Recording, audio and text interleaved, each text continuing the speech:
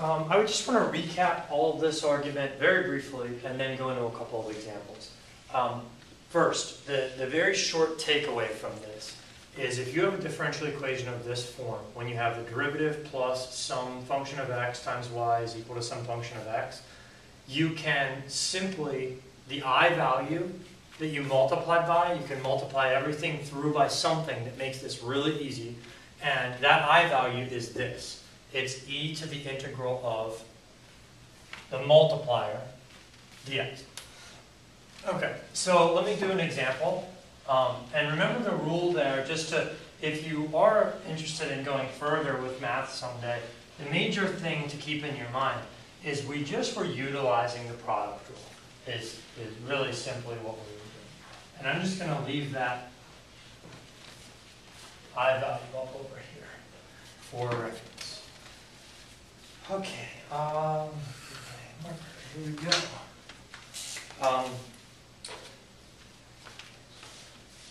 So here's an example.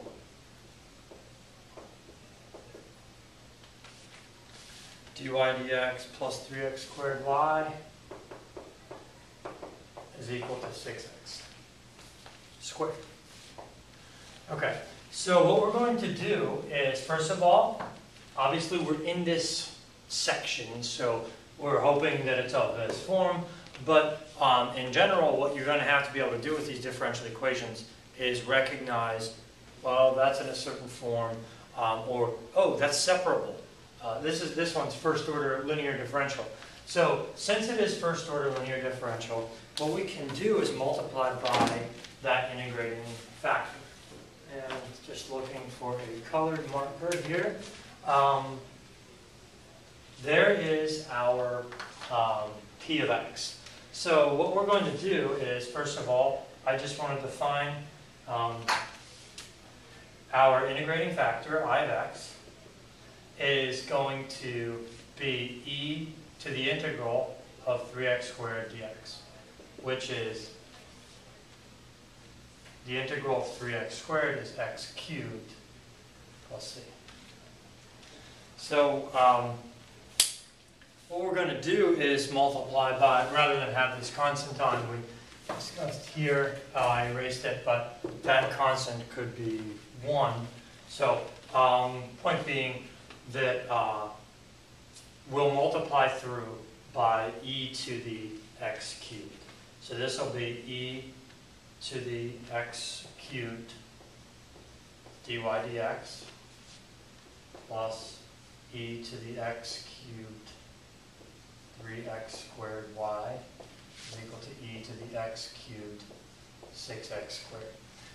It might be useful to see if you can follow the argument, to see if you can take this through without any further discussion. So I'll just give you a second to hit pause and go for it.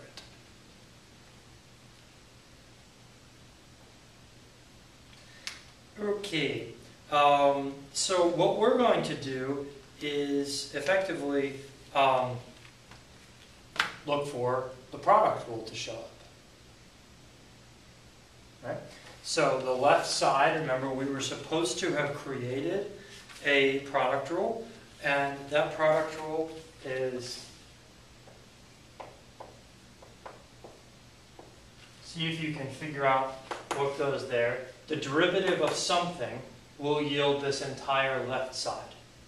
Maybe I'll make this a little more clear for you. The derivative of something will end up with the entire left side, and it is e to the x cubed y. Because first times derivative of second plus second times derivative of first, including the 3x squared chain rule there.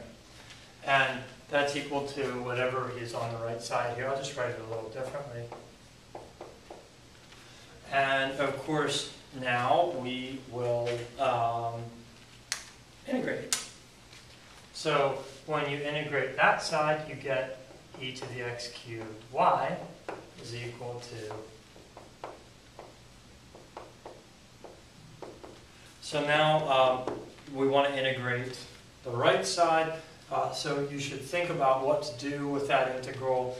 And eventually, if I resume the work up here, you should get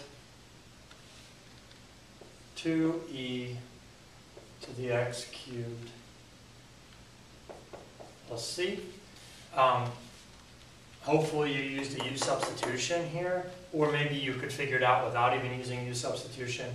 And then to solve for y, we would just divide through by e to the x cubed. So you get e to the x cubed. I'm sorry, I divided through by that. So I'd get 2 plus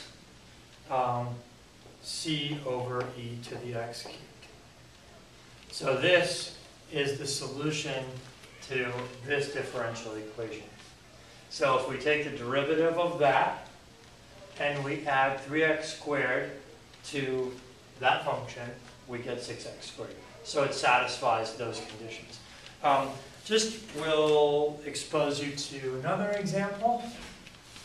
And again, the major thing is, if you see that it's a linear form, then all you have to do is identify the p of x and multiply by our integrating factor. So this example will be x squared y prime plus xy equals 1. So remember the general form, and the general form, which I just erased, is y prime plus p of x, y is equal to q of x. So it looks like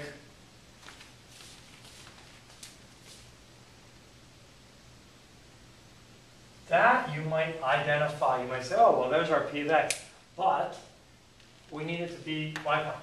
So we're going to divide through by x squared. So you'll get 1 over x, y equals 1 over x squared. And now actually, this will be our integrating factor.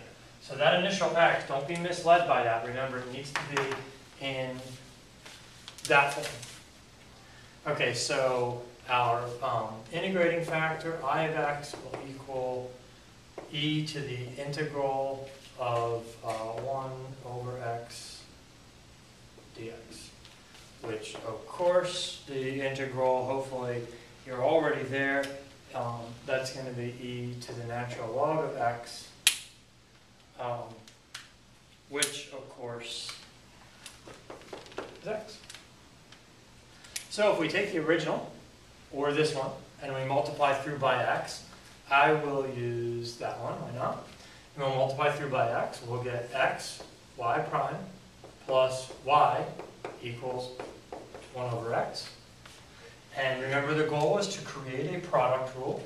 You can see, hopefully, that that is xy prime. Remember, first derivative of second plus second derivative of first is 1 is equal to 1 over x. And now we will integrate.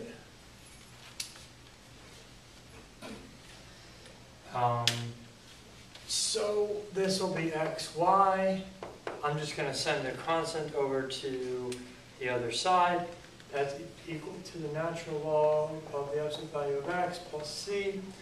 And then we can divide through by x, so we get y is equal to the natural log of the absolute value of x over x plus c over x. So this satisfies that differential equation. If you don't believe it, you can actually just take x squared, take the derivative of this, multiply it by x squared, then take x and multiply it by that, and you will get 1. So, just one last view of an example, just to take you through the beginning part of it. We won't finish this one, especially since I might be out of time.